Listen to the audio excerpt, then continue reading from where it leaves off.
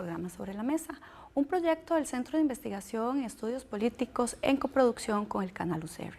Hoy quisimos analizar un tema que nos concierne a todas las personas en este país y que además va a tener efectos en nuestra vejez, y es efectivamente el tema de las reformas a los regímenes de pensiones. Esto porque efectivamente los estudios bien lo plantean, las personas se empobrecen precisamente cuando ya llegan a la tercera edad, y los regímenes de pensiones solidarios supondrían una medida para que puedan tener pues una vida digna y una vida, digamos, plena en ese momento de sus vidas. Por eso, entonces, hoy contamos con la participación de don José Antonio Cordero Peña. Él es director del Instituto de Investigaciones en Ciencias Económicas de nuestra Casa de Estudios, es doctor en Economía de la Universidad de Notre Dame de Indiana. También contamos con la presencia de doña Natalia Díaz Quintana, jefa de fracción del Movimiento Libertario, vicepresidenta de la Asamblea Legislativa, integrante de la Comisión precisamente de Reforma de las Pensiones y máster en Administración de Empresas del INCAE. Muchas gracias, Marcela, y un saludo a todos, a Nelly y a don José Antonio también. Muchísimas gracias. Y también contamos con la presencia de doña Nelly Vargas Hernández, que es la directora de la División de Planificación y Normativa de la Superintendencia de Pensiones, SUPEN. Muchas gracias por la invitación. Bueno, con ellas y con él vamos a estar hoy acá en Sobre la Mesa analizando el tema de la reforma a los regímenes de pensiones. Bueno, y como es usual, vamos a ir a ver la cápsula que tenemos preparada para el día de hoy.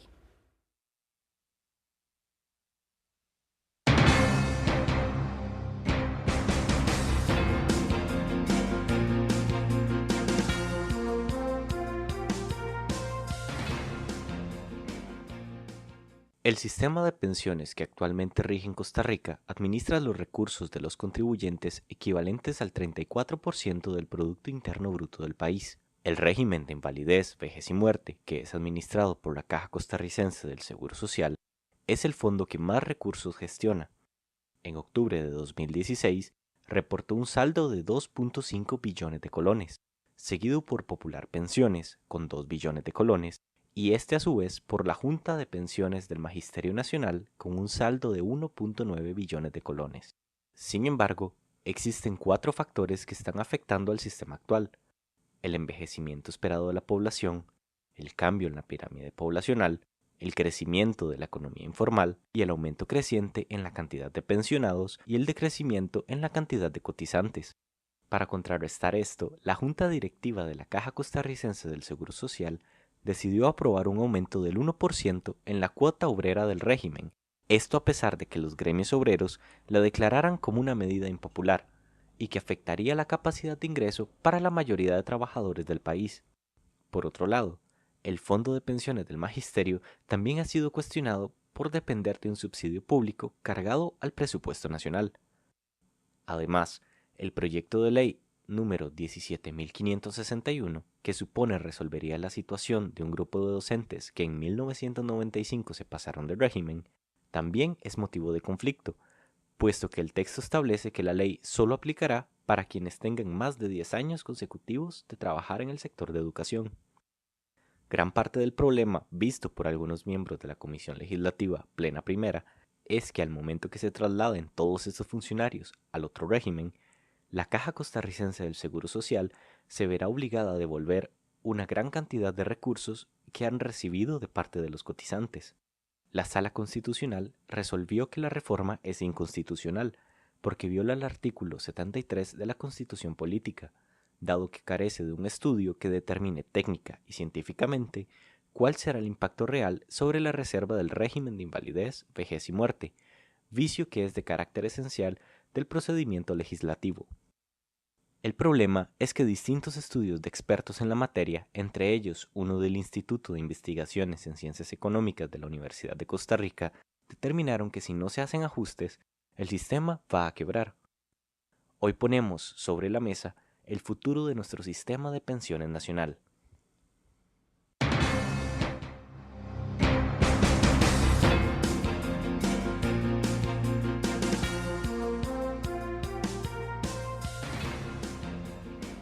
Doña Nelly, tal vez podríamos empezar con usted un poco explicándole a las personas que nos están viendo qué son esos regímenes de pensiones. Digamos, cuando hablamos de un régimen de pensiones, ¿de qué estamos hablando? Bueno, tal vez es importante que nos ubiquemos sobre qué conforma el Sistema Nacional de Pensiones en Costa Rica. Exacto. En realidad, Costa Rica lo que tiene es un sistema de pensiones multipilar. ¿Qué significa? Tenemos un sistema que tiene sobre la base lo que conocemos como regímenes básicos de pensiones. El más grande de todos es el régimen de pensiones del IBM, el régimen de invalidez, vejez y muerte, que es al que cotizamos la mayor parte de los trabajadores. Y están los regímenes sustitutos, que son, por ejemplo, el régimen del Poder Judicial y también el régimen del Magisterio Nacional. Hay otros, como el régimen de bomberos, que ya es un régimen cerrado. Tenemos un segundo pilar, que es el régimen obligatorio, complementario de pensiones, lo que se conoce como el ROP, al cual solamente cotizan los trabajadores asalariados, ¿verdad? Otro pilar es un pilar complementario también, pero voluntario, ¿verdad? Al que solamente cotizan, por ejemplo, los trabajadores que hayan suscrito un contrato con las operadoras de pensiones. Y finalmente tenemos un pilar que sería el pilar solidario, que es el régimen no contributivo que administra la caja, pero que se financia con recursos del presupuesto nacional. Entonces, en realidad tenemos un régimen bastante particular, ¿verdad? Y que se nutre de diversas fuentes de recursos. Claro, podríamos decir que tendríamos un régimen bastante robusto, puesto que tenemos, digamos, varios mecanismos. Tal vez, don José Antonio, ¿cómo es que se están administrando esos recursos? Y me refiero más a los regímenes básicos, ¿verdad? Porque en realidad los otros más o menos la gente tiene alguna idea, pero cuando hablamos de los básicos, que es el IBM, que es el de Popular, ¿verdad? Que es el del Magisterio, ¿cómo es que se están administrando los recursos? Porque ese, digamos, es un tema importante por el cual estamos hoy acá sobre la mesa. Bueno, vea, tal vez en este tema de las pensiones uno lo que puede plantear, digamos, como de inicio, es que digamos que la administración de estos fondos es un tema delicado porque involucra los recursos con los que vamos a vivir cuando ya no estemos activos. Y eso es un tema que hace a los fondos de pensiones algo muy sensible, muy delicado, desata pasiones de todo tipo, ¿verdad? Y al administrarlos hay que tener suma cautela. En el caso de los regímenes como el IBM, el Poder Judicial, la UPEMA, existen restricciones en cuanto a la forma en la que los recursos pueden invertirse por parte de los administradores y obviamente no se pueden invertir en cualquier tipo de figura financiera. Tienen que ser mayoritariamente títulos con gran solidez, fundamentalmente en el caso nuestro, títulos del Estado. En cuanto al mecanismo de administración, básicamente lo que hay que buscar es un mecanismo que garantice la mayor eficiencia en el uso de los recursos, teniendo en cuenta que cada cierto tiempo será necesario hacer ajustes como resultado de modificaciones en la conformación de la pirámide poblacional. Entonces, por ejemplo, conforme en Costa Rica vamos siendo una población, un país con más gente, digamos, de tercera edad o a punto de entrar a la tercera edad y menos gente activa proporcionalmente, entonces más es la cantidad de esfuerzo, mayor es el esfuerzo que tiene que hacer el fondo para dar beneficios a los afiliados y menor los ingresos que recibe por parte de los afiliados, lo que eventualmente podría ir provocando como un enorme vacío que se traduce en requerimientos de ajustes, que es básicamente la razón por la que se han desatado todos estos debates fundamentalmente en los últimos meses, aunque es un debate que en realidad lleva mucho tiempo ya, ¿verdad? Sí, claro. Tal vez, doña Natalia, usted nos podría explicar cuáles son esos elementos que ustedes han visto en la comisión que son vitales en este momento para tomar decisiones, porque bueno, algo que se ha planteado en los medios y un poco lo que don José Antonio nos planteaba es que hay que tomar decisiones, ¿verdad? Porque tampoco es que podemos seguir esperando que las cosas sigan funcionando por sí solas, pero bueno, ustedes han logrado identificar cuáles son esos puntos álgidos. Sí, bueno, efectivamente, eso es un proceso que comenzó hace prácticamente un año.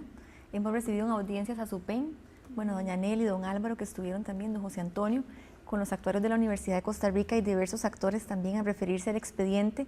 El expediente a raíz de estudios técnicos, como el caso del estudio actuarial de la Universidad de Costa Rica, que consta de 6 productos, y con base también en criterios de la Superintendencia de Pensiones, se tomaron decisiones sobre, podríamos decir, algunos temas claves.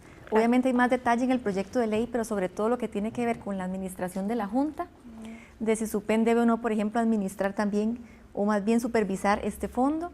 Eso es un tema de los principales del proyecto de ley, el tema también de con base en qué montos mensuales o más bien en los últimos salarios, cuál sería el promedio a utilizar, si son 120 salarios, si son 240, es decir, 20 o 10 años, también de los temas principales, el tope, uno de los temas principales y también que ha generado mayor discusión en la comisión, porque anteriormente tenía un tope y ya no lo maneja actualmente el Poder Judicial, que esta comisión, aclarar que es únicamente para pensiones del Poder Judicial. Sí.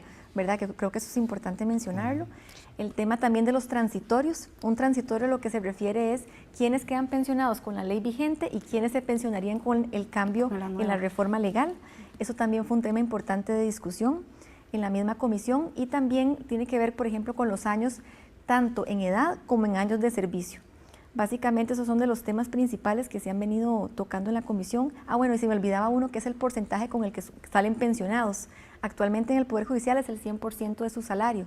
Ahora se estaría modificando con otros porcentajes. Y aquí aprovechar para decirles que el objetivo de la comisión es tomar insumos tanto de la Superintendencia como del Estudio Actuarial de la Universidad de Costa Rica y elaborar, digamos, un proyecto de ley que se base científicamente en lo que ha dicho también estos datos, ¿verdad? Porque en ningún momento queremos que esto se politice, que realmente se tome una decisión al calor del momento y por lo tanto hemos venido trabajando en forma responsable en la comisión con base en esos criterios. Sí, claro, porque el tema acá con cualquier reforma a un régimen de pensiones refiere precisamente a tomar decisiones desde lo técnico, desde qué es lo que está pasando y qué es lo que podría pasar si se toman X o Y decisiones de cara al futuro. Estamos acá en Sobre la Mesa, vamos a hacer una pausa y ya regresamos.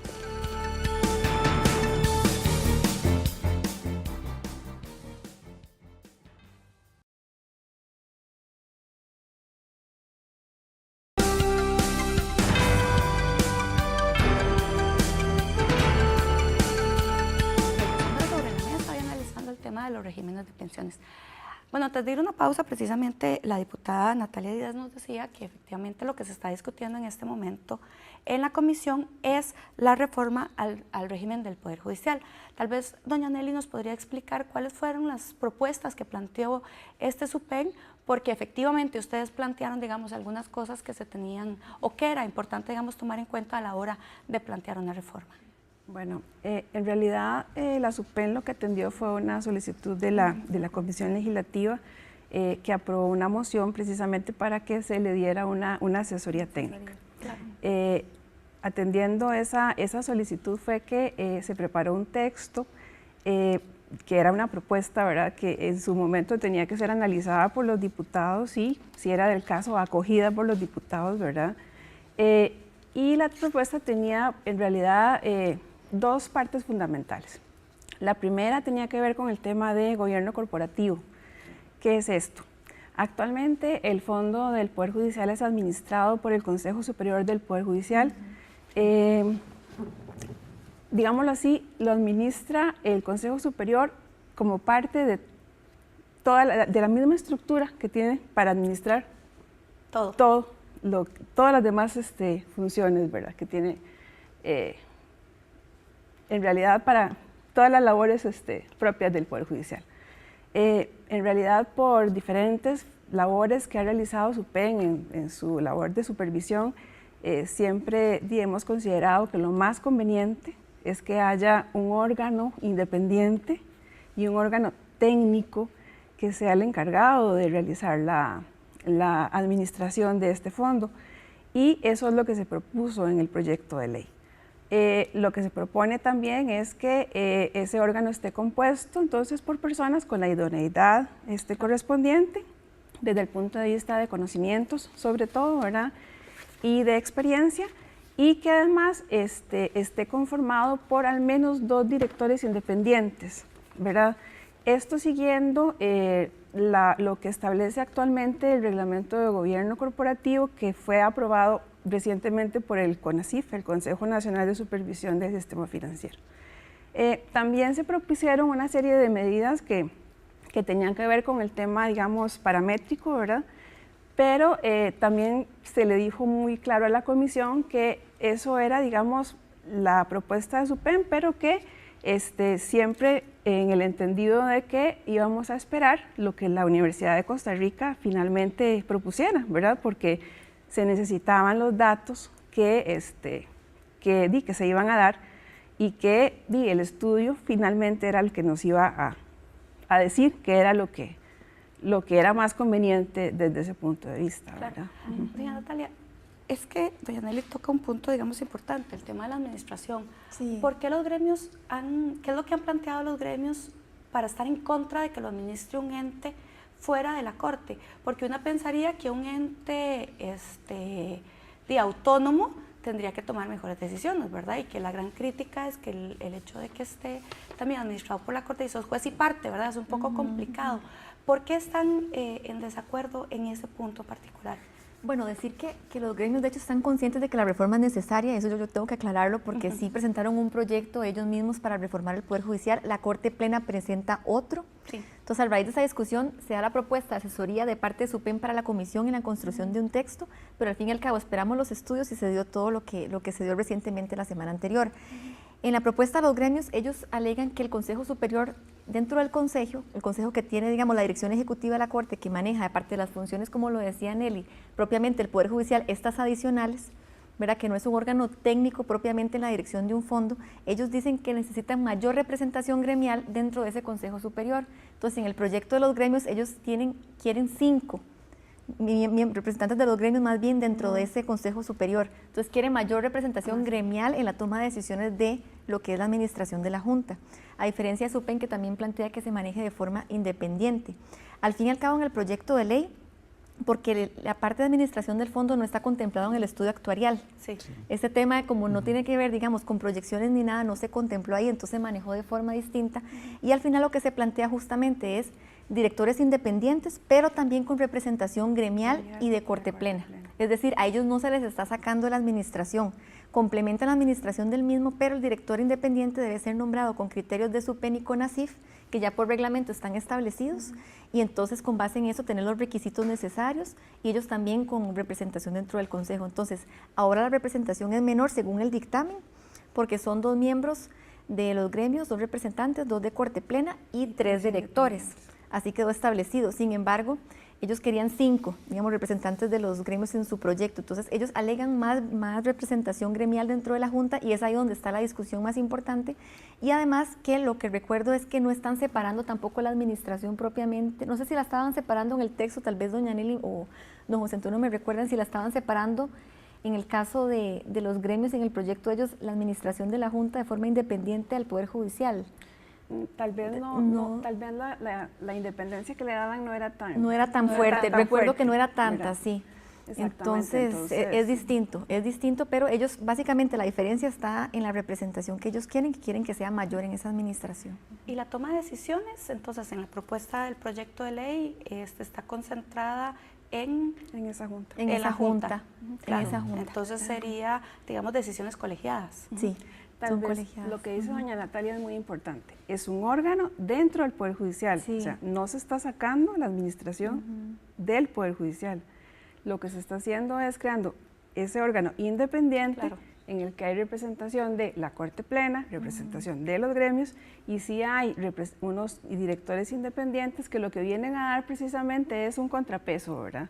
Evitar los conflictos de interés, ¿verdad? Hasta y lo más que se pueda, y precisamente permitir una administración lo más técnico posible de este fondo. Sí, yo creo que eso, digamos, es muy importante que quede claro, que efectivamente no es que se está sacando del Poder Judicial, que lo que se está intentando es que sea una administración lo más independiente posible para que se tomen precisamente decisiones técnicas, ¿verdad? Sí, y que no haya conflictos de interés. Tal vez, don José Antonio, usted nos podría ahora explicar del estudio que hizo el Instituto de Investigaciones en Ciencias Económicas, ¿cuáles fueron, digamos, los principales problemas que encontraron? Porque, bueno, yo viendo, digamos, alguna información, alguna gente plantea o sea, que de hecho el fondo tiene un problema de diseño desde el origen, digamos, en el sentido de que la toma de decisiones estaba en el Consejo Superior, que además habría en este momento que tomar decisiones de que prácticamente las personas tendrían que estar cotizando casi que el 45.6% para poder hacerlo en ese momento, digamos, efectivo. Entonces, ¿qué fue lo que encontró el instituto? El estudio del instituto tiene básicamente, como decir, 6 componentes, ¿verdad? En esos 6 componentes se encontraron, digamos, los supuestos, la información, se organizó la información, etcétera, pero lo más importante es que se evaluaron 3 proyectos de ley en discusión y se propusieron algunas alternativas, que es como decir la propuesta del instituto. Claro. Entonces, así muy rápidamente, se hizo el análisis del balance sectorial del marco vigente, o sea, el marco con el que los funcionarios del Poder Judicial se pueden pensionar y jubilar en este momento, y se encontró que había un hueco, o sea, había un déficit actuarial de 5 y pico millones de colones. Eso es cualquier cantidad de plata. Sí, es que ¿verdad? No es poquito dinero. Exacto, o sea, eso es muchísimo. Como el esquema no, obviamente es insolvente, entonces dentro del seno de la Asamblea Legislativa surgió un texto que llamaron inicialmente texto sustitutivo inicial, que había sido desarrollado en conjunto por algunas integrantes de la Asamblea y algunos gremios, y se planteó eso como una alternativa insolvente. Igualmente insolvente, corregía apenas, disminuyó el déficit actuarial de 5 y pico millones a 4 y pico millones. O sea que básicamente era como un cariñito nada más, ¿verdad? Una curita. Exactamente. Y finalmente se analizó el texto que propuso la Corte Plena, que igualmente resultó ser insolvente, incluso en el escenario más optimista, ¿verdad? Que un poco eso es importante porque los gremios de la Corte, el Poder Judicial en algún momento quisieron presionar a la Asamblea para que se discutiera, se utilizara como texto de base el texto que había presentado la Corte Plena, lo cual a mí siempre me pareció muy particular porque resulta que ese texto se demostró que es insolvente. Entonces claro. es como entrar perdiendo, ¿verdad? Entonces como que no tenía un futuro muy promisorio.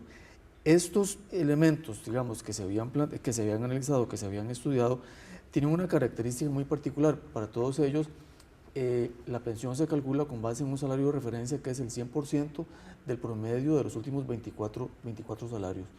Y eso es casi como pensionarse con el mismo salario con el que uno está devengando. Entonces, ¿cuál es el problema con eso? Que la mayor parte de la gente cotiza durante años una porción del salario que es menor que el salario con el que se va a retirar. Sí, por supuesto. Entonces, al momento en el que la persona se pensiona, ¿qué es lo que pasa? Que va a recibir a lo largo de su vida de jubilado o de pensionado o pensionada más de lo que aportó. Vea un dato curioso. Resulta que viendo la conformación de la población afiliada al fondo de la Corte, nos encontramos que la persona más joven que se jubiló tiene 49 años. Al 2015 tenía 49 años. Y la persona con más edad de jubilada tenía 98 años. 98. ¿Verdad? Entonces, claro, ¿cómo es que dicen, verdad? Bendito Dios, que podemos ser longevos, que podemos tener, digamos, muchos años. Pero eso está muy bien, el tema de los longevos que somos, pero implica una carga. Claro, eso implica una carga. Imagínense que Costa Rica es el país de América Latina con la expectativa de vida al nacer más alta, ¿verdad? Son casi 80 años ya. Sí. El único país que nos iguala en ese momento es Cuba, que tiene una característica en el sector salud muy particular. Entonces, ¿qué nos genera eso? Nos genera una situación donde la gente cotiza relativamente una cantidad de años que puede ser tal vez razonable, pero puede pensionarse muy joven, claro, con el régimen vigente. Y entonces reciben pensión durante muchos años y jubilación, pensiones que además son hereditarias. Entonces, si una persona que se jubila se casó con una persona mucho más joven, que es perfectamente factible, ¿verdad? Entonces puede ser que podamos tener que darle el beneficio por, yo qué sé, 30, 40, yo qué sé. 50 años, sí, claro. Años, ¿verdad? Perdón, entonces, y con el régimen actual se heredan por un 100%. Sí. además. Así es, así es. Claro. Entonces, ¿verdad? Como que hay una probabilidad muy alta de que se vaya generando huecos casi con muchas personas. Yo diría, ¿verdad? Aunque no quiero que eso se tome tal vez como muy al pie de la letra, ¿verdad? Que con esas características y la transición demográfica nuestra, es muy difícil encontrar una administración del fondo que con las regulaciones vigentes permita que el régimen sea solvente. O sea, es prácticamente, es dificilísimo, ¿verdad? Bueno, Tal vez, entonces, perdón, don José Antonio, vamos a hacer una pausa para que usted pueda Perfecto. continuar. Entonces estamos sobre la mesa analizando el tema del régimen de pensiones, vamos a ir a una pausa y al regreso continuamos con los elementos que encontró el Instituto de Investigaciones en Ciencias Económicas.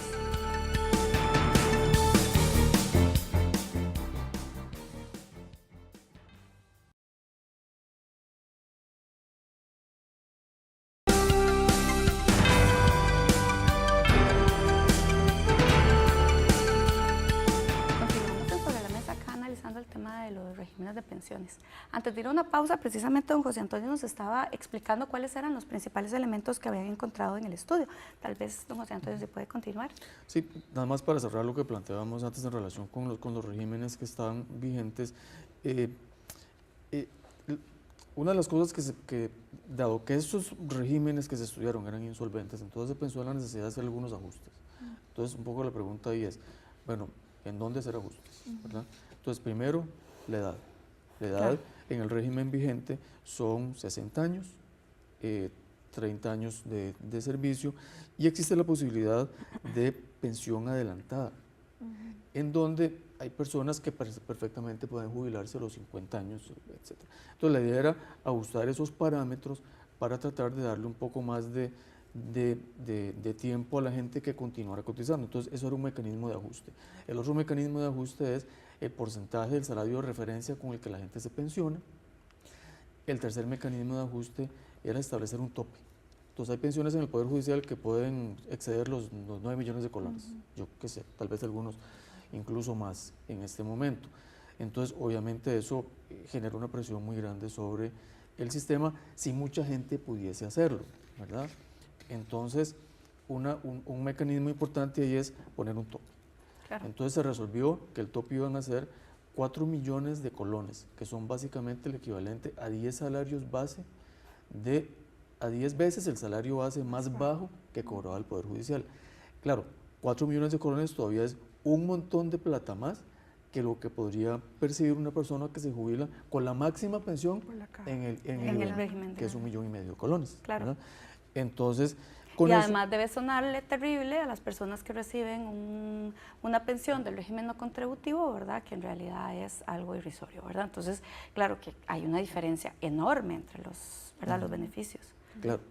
Entonces se presentaron, se estudiaron como 4 posibles escenarios, de los cuales 2 escenarios resultaron ser solventes, que son los que llamábamos nosotros los 2 marcos finales del instituto, que proponía el instituto, en donde se elevaba la edad de retiro a 65 años, lo cual obviamente como que no fue muy bien recibido, ¿verdad? Se elevaba también la edad del retiro adelantado desde los 55 o 50 y pico hasta los 62 para hombres, 60 para mujeres, en los 2 regímenes y en las 2 alternativas propuestas, perdón. Y entonces se estableció que en una de las alternativas que llamamos en el marco IC3, se estableció esos mecanismos, digamos, esos parámetros en relación con la edad, y se estableció que se iban a pensionar con el 72,5% del salario de referencia, ¿verdad? Y además iban a pasar a mantener su contribución. Ellos en este momento cotizan el 11% de su salario, hacen el aporte al régimen, entonces se les iba a mantener. Entonces, ¿cuál era el sacrificio aquí? Básicamente reducir el monto del salario de referencia, aumentar la edad, pero se mantenía la cotización. En el siguiente marco lo que se hizo fue, bueno, tratemos de darles un poco más de salario, de porcentaje del salario de referencia, como pensando, bueno, para que en el futuro puedan tener más, pero eso tiene un costo. Claro. El costo es que iban a tener que cotizar ya no un 11%, sino un 15% del salario que percibían. Y entonces, eso combinado con el tope de 4 millones, donde entonces ya ahora una persona no puede ganar 9 millones y pico de pensión o de jubilación, sino que el máximo debería ser 4 millones. Pero entonces, para equilibrar las condiciones de los nuevos pensionados con el nuevo régimen, con los que ya están pensionados, entonces le digo, no, pero un momentito, los que ya están pensionados tienen que pagar un 50% sobre el exceso de los 4 millones. ¿Para qué? Para que los nuevos no se sintieran tan mal y para establecer un mecanismo más o menos de equiparación, yo que podríamos llamarlo justicia, aunque no sé, 4 millones todavía es un montón, ¿verdad? Pero por lo menos para equiparar las condiciones de los participantes.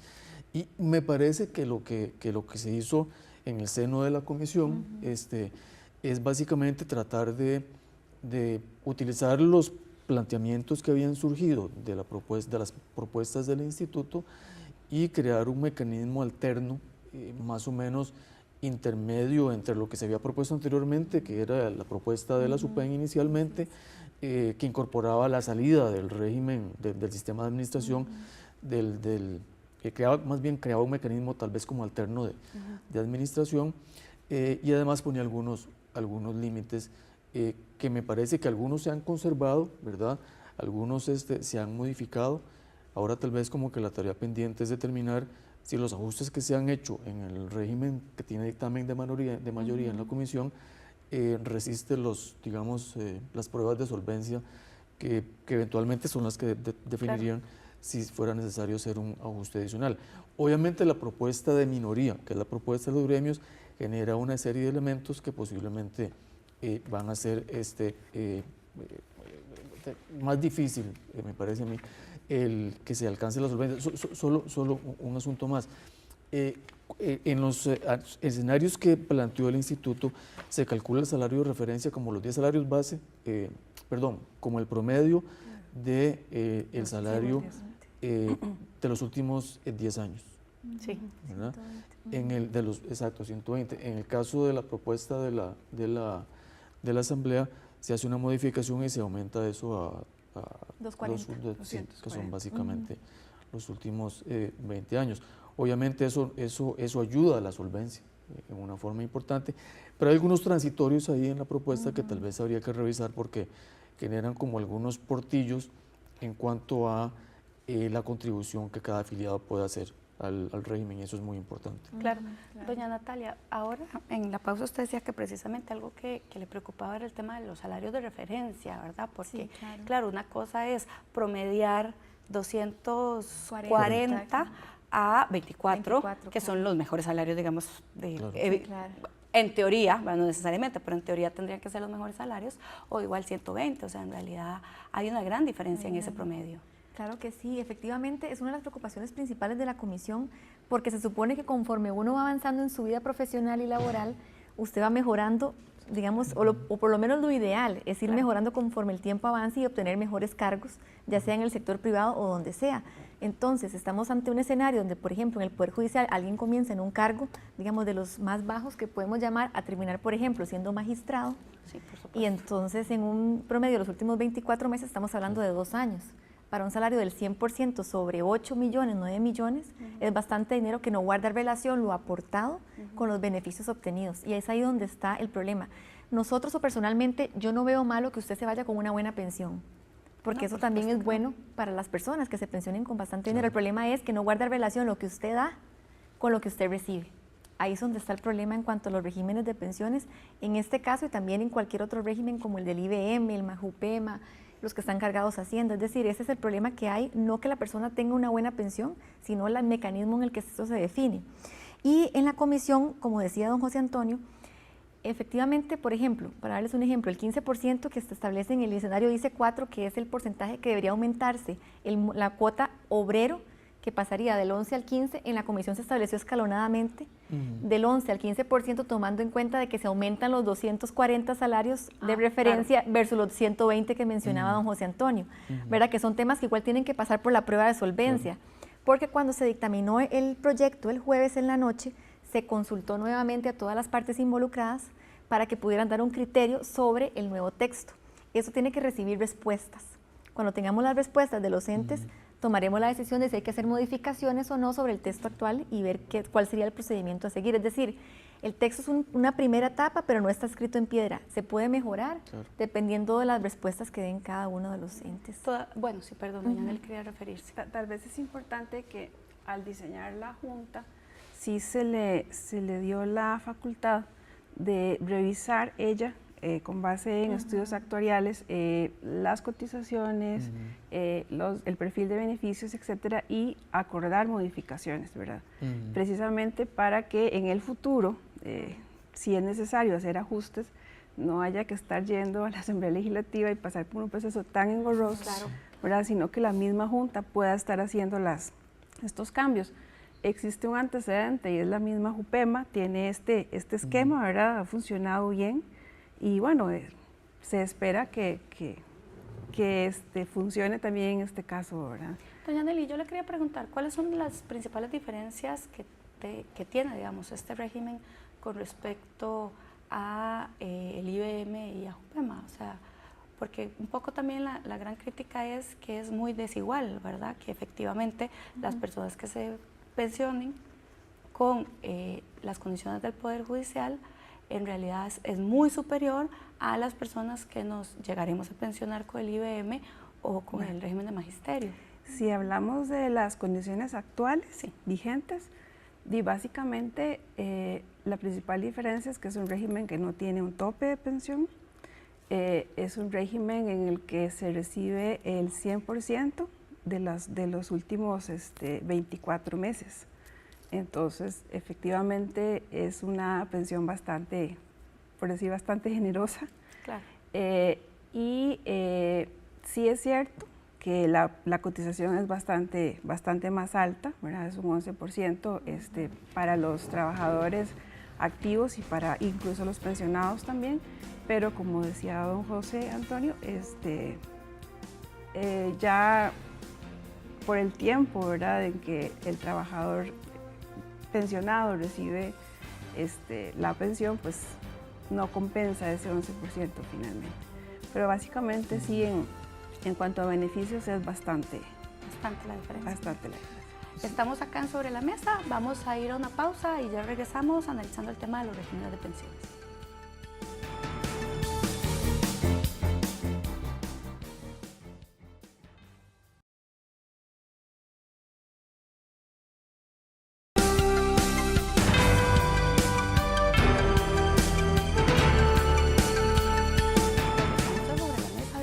El tema del régimen de pensiones. Ahora en la pausa, precisamente doña Nelly nos planteaba que hay un par de diferencias más, tal vez nos las podría explicar. Bueno, en realidad, desde el punto de vista de las pensiones por sobrevivencia, los demás regímenes de pensiones, pues está acotado el porcentaje de pensión que se le otorga, digamos, al cónyuge, al compañero, a hijos, etc. En el caso de las pensiones del Poder Judicial, pues es igual a un 100%. Entonces, eso también hace que el régimen sea bastante caro. Sí, doña Natalia, en este momento están ya recabando las observaciones que les han planteado, que son cosas, digamos, como importantes de incorporar.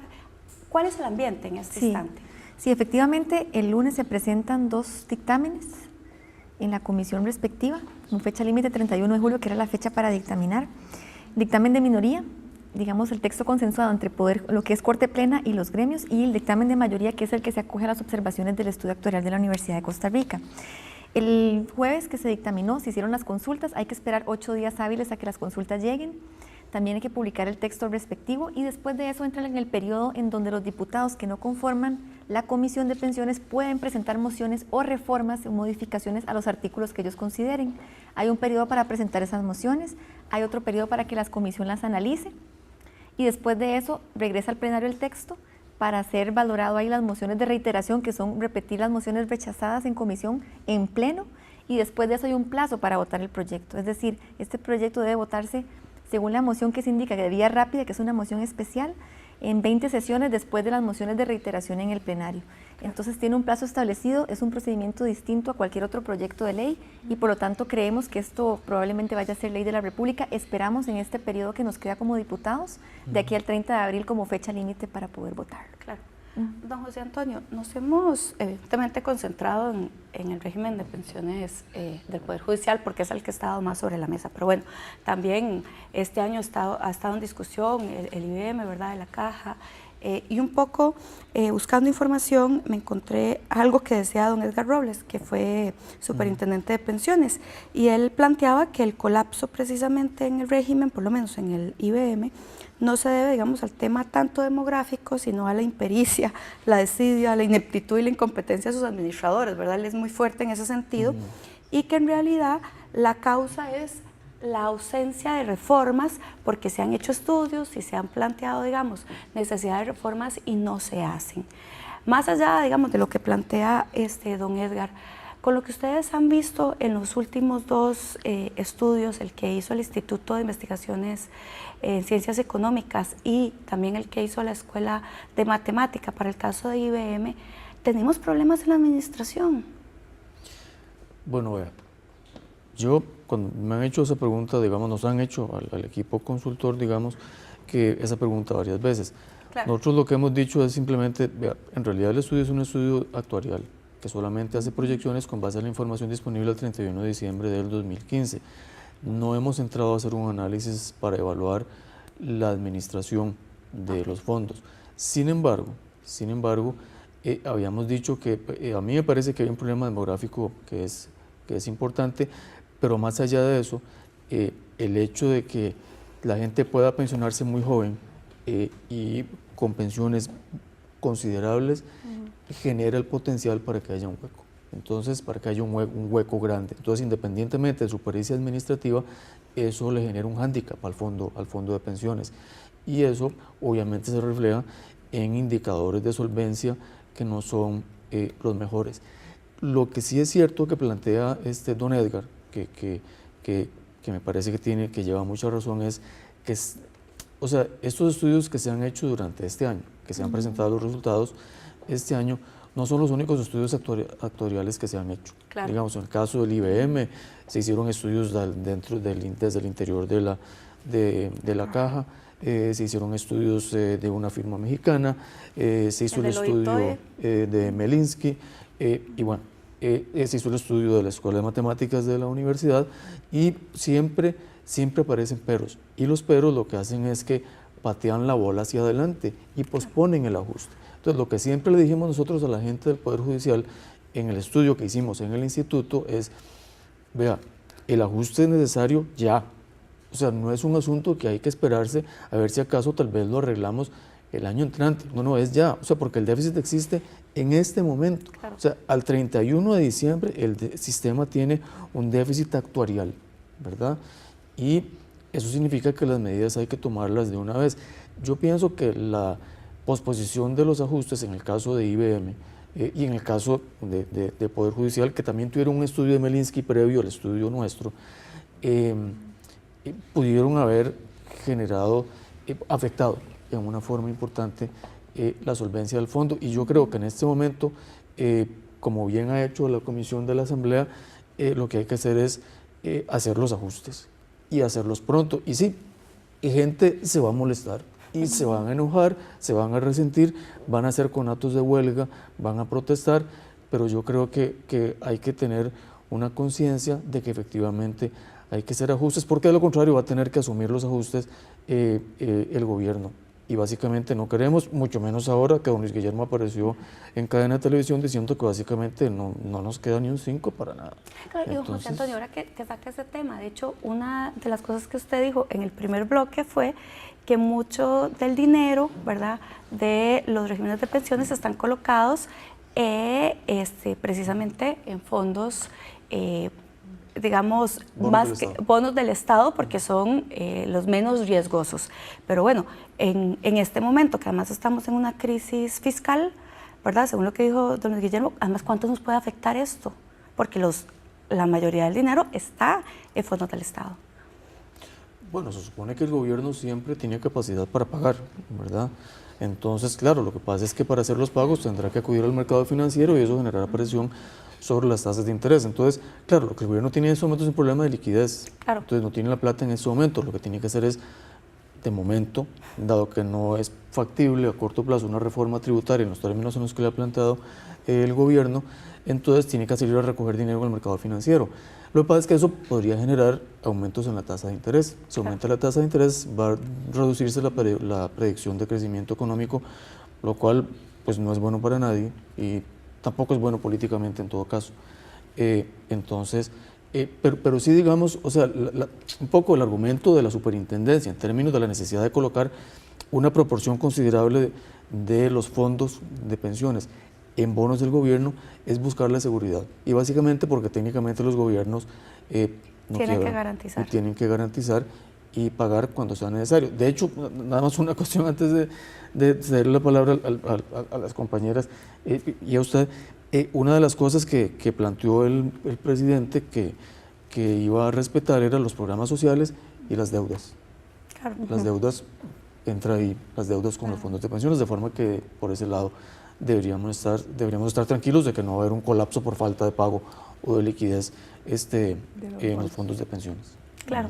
Tal vez, doña Natalia, en el plenario se ha hablado algo, se ha planteado algo el tema de valorar hacer reformas para cambiar, digamos, los sistemas, porque bueno, se plantea, digamos, sistemas de operadores de pensiones privados, la OIT y diferentes instancias plantean sistemas de pensiones mixtos, ¿verdad? O también, y creo que en algún momento SUPEN lo ha planteado, bueno, o el superintendente, un sistema de pensiones público único.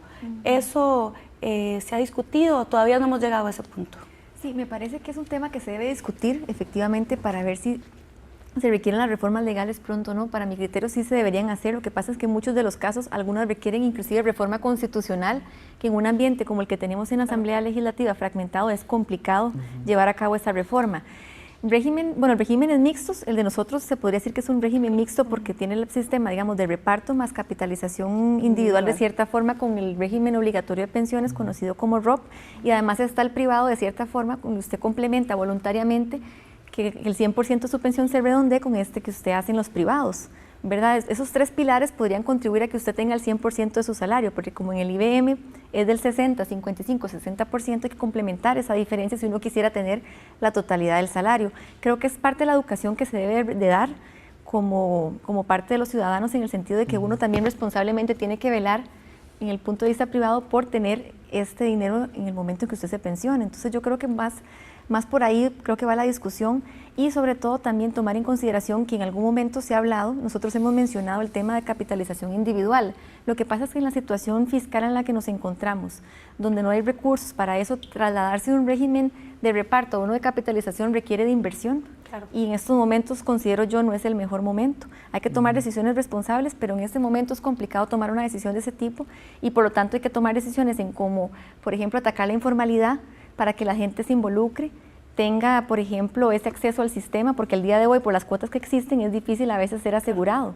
Entonces, eso es lo que hay que hacer, y aumentar obviamente en algún momento la cotización, tal vez no en 1% directamente como se hizo en IBM, pero paulatinamente en un periodo de 10 años ir aumentando un poco la cotización para que sea un poco más sostenible. Sí, tal vez, doña Nelly, en el momento, digamos, en el contexto en el que estamos, ¿verdad? Que estamos discutiendo todo lo que se plantean de reformas, por lo menos en ¿verdad? En uno que es lo más grande, que es el IBM, en el del Poder Judicial, que también es bastante grande. ¿Cuáles son, digamos, las acciones? ¿Es realmente importante que cada persona valore tener su pensión complementaria? ¿Qué le podríamos decir a las personas que nos están viendo en este momento? ¿De qué acciones o qué medidas debería tomar hoy para tener unas mejores condiciones cuando sea adulto mayor? Pues en realidad es importante que cada uno tome conciencia de que no podemos depender más de la pensión que nos va a dar el régimen básico. Efectivamente, esas pensiones, tanto la de la Caja como la del Magisterio, como la del Poder Judicial, es probable que cada día vayan a irse reduciendo, ¿verdad? Y cada uno de nosotros tiene que tomar conciencia y responsabilidad de su pensión. Y los costarricenses, como decíamos al principio, tienen otros mecanismos para poderse garantizar una buena pensión. Y ahí el tema del ahorro el ahorro personal es lo más importante, ¿verdad? Ahorrar por medio de aportes extraordinarios al régimen obligatorio de pensiones es una forma, por medio de un plan de pensión complementaria también. De hecho, los planes de pensión complementaria, la gente no lo sabe, pero tienen también beneficios fiscales que se pueden aprovechar, ¿verdad? Y esos son elementos que todos vamos a tener que explorar y que explotar en algún momento, ¿verdad? Porque creo que el Estado no va a ser el que nos garantice la pensión por mucho tiempo más, ¿verdad? ¿La SUPEN tiene algún proyecto, algún programa para estar, digamos, o para plantearle esas alternativas a la población, ¿verdad? ¿Cómo se le está llegando, digamos, a la población para que tenga claridad? Porque a veces cuando uno habla de pensión, que si es actuarial, que aquí, que allá, ¿verdad? La gente como que se enreda un poco, ¿verdad? ¿Hay algún mecanismo, digamos, que también yo pueda acceder a SUPEN o algún otro mecanismo para que me expliquen qué es lo que debería hacer? Pues sí, SUPEN tiene un mecanismo de comunicación. Por ejemplo, las empresas pueden perfectamente comunicarse con nosotros. Se les puede ir a dar una charla a los trabajadores y se les explica en qué consiste todo el régimen, cómo se pueden aprovechar las ventajas del régimen de todo el sistema. Y creo que estamos abiertos a dar todo ese tipo de explicaciones cuando se nos soliciten. También en nuestra página web tenemos todo tipo de información. Tenemos mecanismos de consulta también. Atendemos a los afiliados cuando nos preguntan y por diferentes vías, y estamos abiertos a... Claro. Bueno, muchísimas gracias a don José Antonio, a doña Natalia y a doña Nelly por haber estado aquí en Sobre la Mesa. Sí, efectivamente hay que tomar decisiones con respecto a los regímenes de pensiones, pero también tenemos que tomar decisiones individualmente. También es nuestra responsabilidad hacer las cosas para que nuestra vejez sea mejor y que tengamos mejores condiciones. Muchísimas gracias por estar aquí en Sobre la Mesa y les esperamos la próxima semana.